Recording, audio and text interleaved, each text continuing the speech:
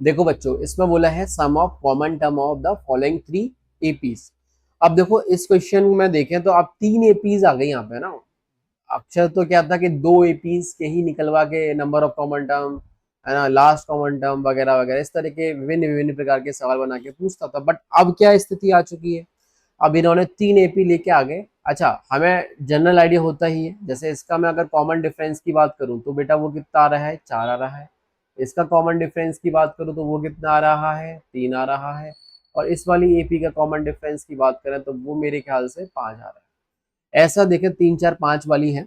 अच्छा, दूसरी चीज क्या है, अब अगर हमें कॉमन टर्म निकालने हैं तो हमको क्या, मतलब हम लोगों ने क्या पढ़ रखा होता है कि भाई जो नई एपी आएगी, जैसे अगर मैं बोलता हूँ कि इसमें जो टर्म्स हैं वो ए सेट में बिलोंग कर रहे हैं, और इसमें जो टर्म है वो बी सेट में है, और इसमें जो सेट टर्म है वो सी सेट में बिलोंग कर रहे हैं, तो मुझे basically A intersection B intersection C ये वाला सेट निकालना है। यही तो बात हुई। तो अगर ऐसा हमें करना है तो भैया इस एपी का, अच्छा ये भी एक एपी आती है, एंड इसका अगर कॉमन डिफरेंस स्मॉल डी है तो ये basically LCM LCM of D one comma D two comma D three होता है। ये आप लोगों ने पढ़ा होगा। तो उस हिसाब से बेटा एलसीएम अगर निकालूं तो चार तिया बारह पंजे साठ, साठ तो इसका एलसीएम आ गया।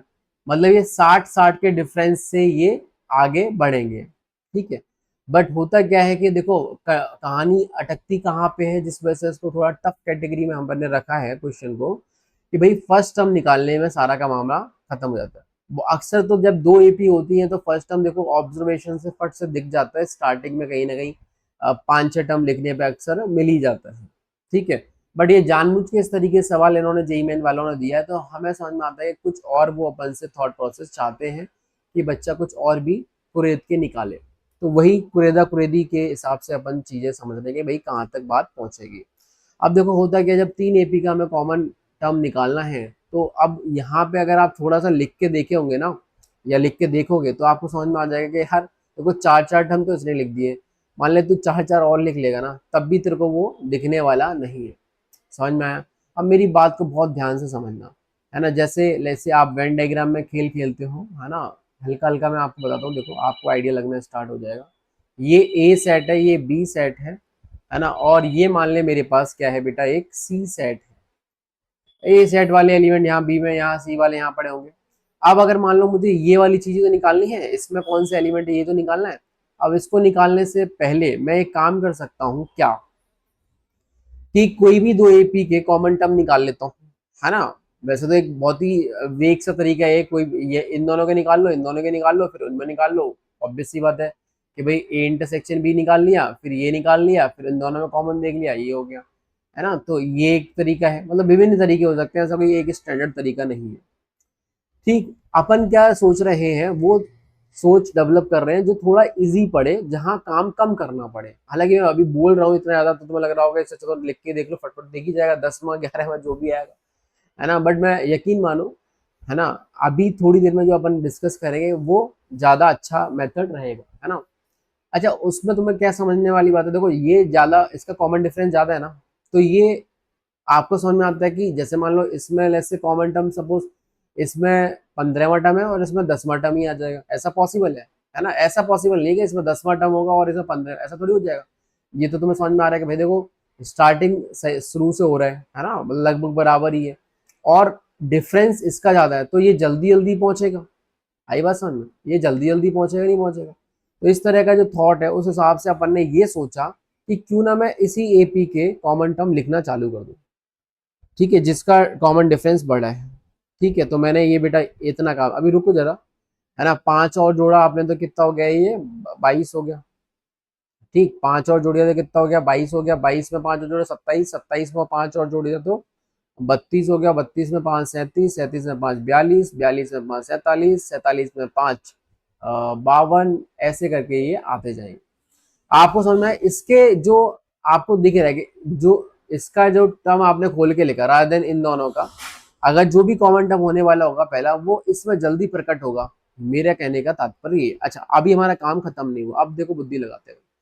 हमने क्या करा, अब हमने क्या करा बेटा कि इन दोनों एपी का जो अपन बात बोल रहे थे ना, ए इंटरसेक्शन बी निकाल लो, बी इंटरसेक्शन सी निकाल लो, या फिर कोई भी दो का निकाल लो, उनका कॉमन निकाल लो, बट उसमें भी थोड़ा काम आ जाता है, ठीक है, उसमें भी काम आ ही जाता है। तो बेहतर है कि अपन एक काम यहाँ पे करते हैं कि इन दोनों एपी का, एक का तो अपन ने एपी लिख ली, और मतलब एपी लिख दी, एक के टर्म खोल के थोड़ा लिख दिया जाता है जिसका डिफरेंस ज्यादा है, तो जल्दी जल्दी वो रिवील हो जाएगा कॉमन टर्म जो आने वाला।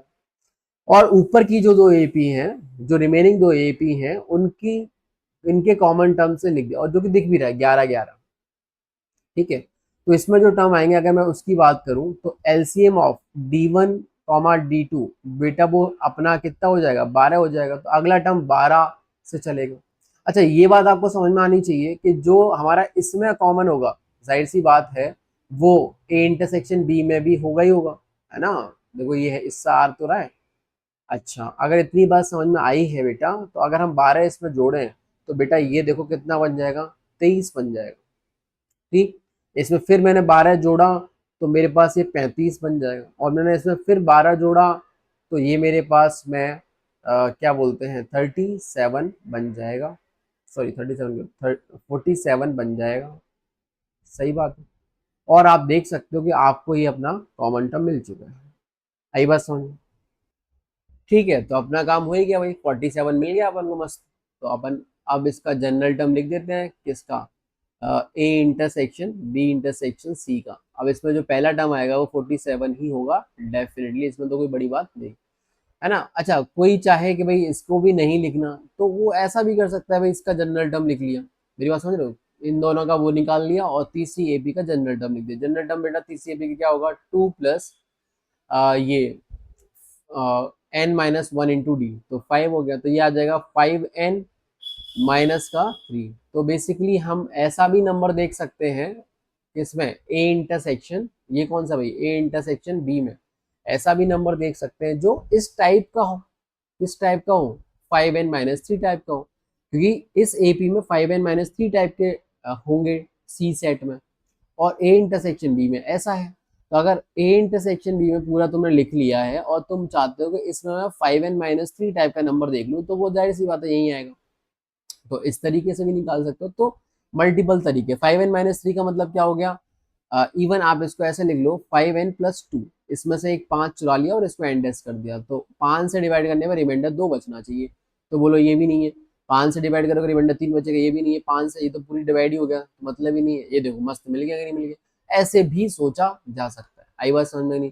तो तुमने क्या किया, मतलब यहाँ पे मैंने शायद दो मेथड रिवील कर दिए, एक तो ये, मतलब जो भी बेहतर हो वो कर सकते हो। जैसे मेरे को यहाँ पे 11 11 दिख गया था, तो मैंने मस्त इसका, मुझे लगा कि भाई एग्जामिनर भी कुछ कहना चाह रहा है इसके थ्रू 11 11, तो मैंने सीधे इसका कॉम ये लिख दिया, ए इंटरसेक्शन बी, और इसका टर्म रिवील कर दिए, ताकि इसका कॉमन डिफरेंस भी आएगा तो जल्दी वो रिवील हो जाएगा फर्स्ट टर्म। आई थिंक बात समझ में आ रही होगी आपको, ठीक। और दूसरा मेथड ऐसे बता दिया मैंने कि भैया आप क्या करो, आपने चलो इसका ए इंटरसेक्शन भी तो लिख ही लिया, क्योंकि इसका दिख ही रहा है। मान ले अगर इन दोनों में पहला टर्म फर्स्ट कॉमन दिख जाता जल्दी से, तो मैं इसका लिख लेता, उसमें कोई बड़ी चीज नहीं, ठीक है। और फिर जो आई है ए इंटरसेक्शन वाली वाली चीज, है ना, उसमें बेटा मैं क्या करता, उसमें मैं तीसरी वाली एपी का जनरल टर्म लिख के और यही गणित लगा लेता, और लगाते ही मुझे मस्त मिल जाता।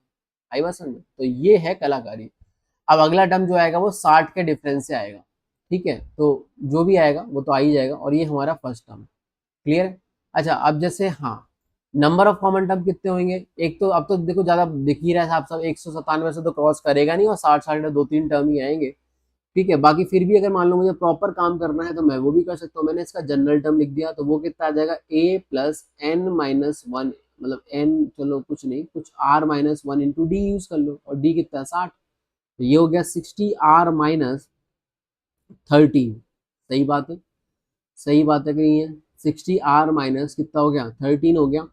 अच्छा, ये डेफिनेट सी बात है कि इन सब में जो छोटा वाला है उससे भी छोटा होना चाहिए, तभी तो कॉमन मिलेगा, तो 197। तो यहाँ से 60r is less than equal to 7 और 3 10, और ये आ गया 210, है ना। तो r is less than equal to 0 0 तो उड़ा दो, और 21/6, तो बेटा ये हो गया 3 दूनी 6, 3 7 21, 3.5, है ना। हाँ, तो r की जो मैक्सिमम वैल्यू पॉसिबल है दैट इज 3, है ना। इसका मतलब कितने 3 टर्म्स आएंगे, है ना, ठीक। बट हमारा आंसर क्या क्या आएगा, आंसर क्या आएगा,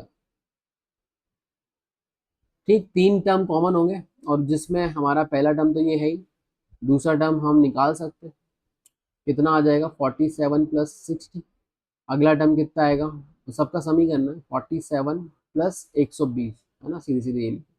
तो यहाँ 47 हो गया, ये 3 बार हो गया, तो 50 अगर होता तो 150 होता, तो 150 में 6 हटा दो, सॉरी 9 हटा दो, सही है ना, इतना बन जाएगा। और ये अपने पास कितना आ गया, 180 आ गया, है ना। तो कुल मिला के देखा जाए तो अपने पास ये बन गया कितना, 141, तो ये हो गया, और ये 1 हो गया, 8 और 4 12, तो 2 आंसर लगी 1, तो 321 अपना आंसर बन जाएगा।